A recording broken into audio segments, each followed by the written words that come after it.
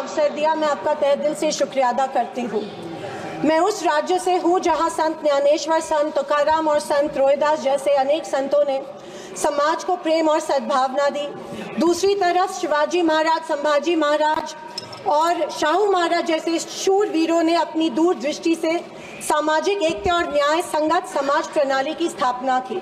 मैं उस महाराष्ट्र की पुत्री हूँ जहाँ महिलाओं के अधिकार सुनिश्चित करने हेतु अनेक आंदोलन द्वारा महात्मा ज्योतिबा फुले, क्रांति ज्योति सावित्रीबाई फुले जैसे समाज सुधारकों ने समाज को एक नई दिशा दी।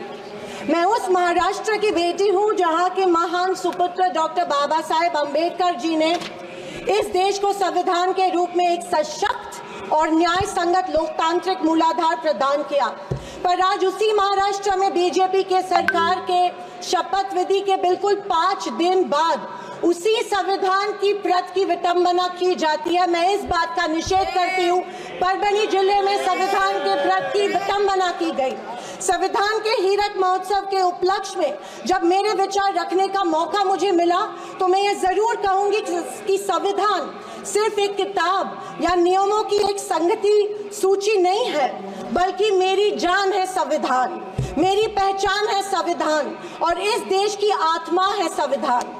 दूसरी तरफ आजादी के 50 साल बाद तक अपने तिरंगे को और संविधान को न मानने वाले सत्ता पक्ष के लोग इस देश की उसी आत्मा को कमजोर और खोखला करने की साजिश कर रहे हैं। इसी शुरुआत उसी दिन हो गई जिस दिन धर्मनिरपेक्षता, सेक्युलरिज्म जो संविधान का एक मूलभूत आधार स्तंभ है, उसी को लेके गाली या एक कलंक में रूपांतरित करने का प्रयत्न सत्ताधारियों द्वारा होने लगा है।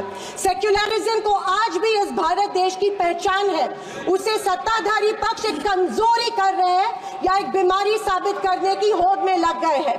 संविधान की किसी भी चर्चा या बहस को ये लोग सिर्फ इमरजेंसी पर ले जाते हैं, पर ये भूल जाते हैं कि स्वर्गीय इंदिरा गांधी जी, हमारी पहली महिला पंतप्रधान इंदिरा गांधी जी ने उस वक्त के हालातों के मद्देनजर वो संवैधानिक कदम उठाए थे और उस दौरान हुए गलतियों की माफी भी देश के जनता से मांगी थी। और इतना ही नहीं, उनके विरोधियों ने गठित की गई कमेटी ने उन पर लगे सारे इल्जामों से उन्हें बारी कर दिया था।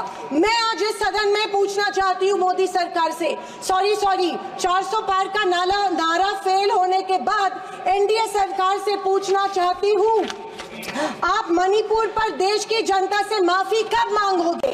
आप किसान आंदोलन में शहीद हुए 700 से अधिक किसानों के परिवारों की माफी कब मांगोगे? नोटबंदी के चलते हजारों लोगों के परिवार और छोटे कारोबार बंद हुए, उसके लिए माफी कब मांगोगे? हाथरस के लिए, उन्नाव के लिए आप माफी कब मांगोगे? आए दिन महिलाओं पर हो रहे अत्याचारों के लिए माफी कब मांगोगे? जो बदलापुर में मासूम बच्चों के ऊपर मोलेस्टेशन हुआ, उसके लिए आप कब माफी मांगोगे? जेल में बैठकर अपराधी मर्डर प्लॉट गुजरात में सरकार उनको संरक्षण दे रही है, उसके लिए आप कब माफी मांगोगे?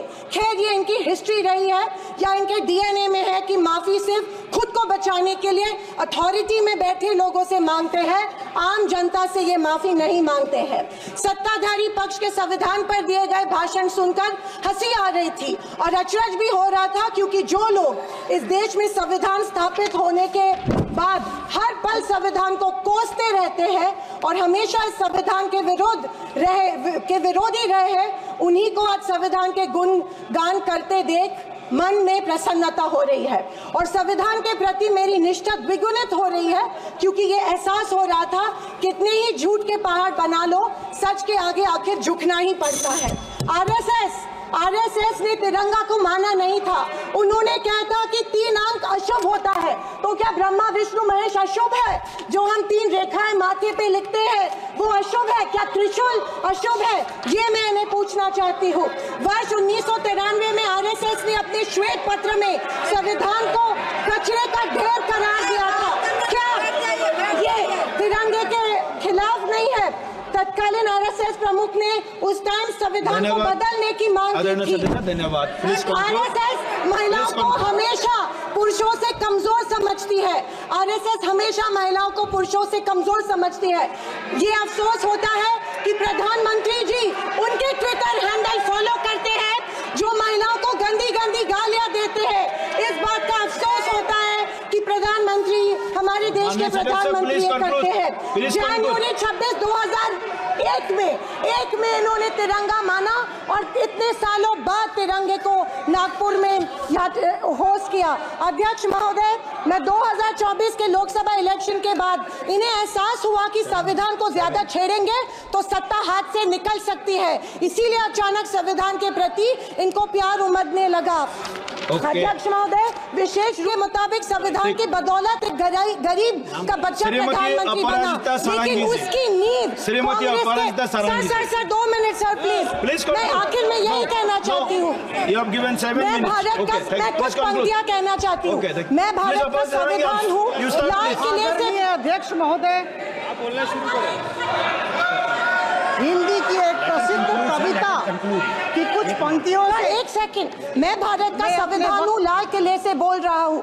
मैंने तो समता सौंपी थी, तुमने फर्क व्यवस्था कर दी। मैंने न्याय व्यवस्था दी थी, तुमने नर्क व्यवस्था कर दी। हर मंजिल ठहरी कर डाली, गंगा भी मैली कर डाली। न्याय व्यवस्था भी रोती है, गुंडों के घर में सोती है। गांधी को गाली मिलती है, डाकू को ताली मिलती है। मैं भारत का संविधान हूँ, लाल किले से बोल रहा हूँ। मैंने तो समता सौंपी थी, तुमने फर्क व्यवस्था कर दी। मैंने न्याय व्यवस्था दी थी, तुमने नर्क व्यवस्था कर दी। हर मंजिल ठहरी कर डाली, गंगा भी मैली कर डाली। न्याय व्यवस्था भी रोती है, गुंडों के घर में सोती है। गांधी को गाली मिलती है, डाकू को ताली मिलती है।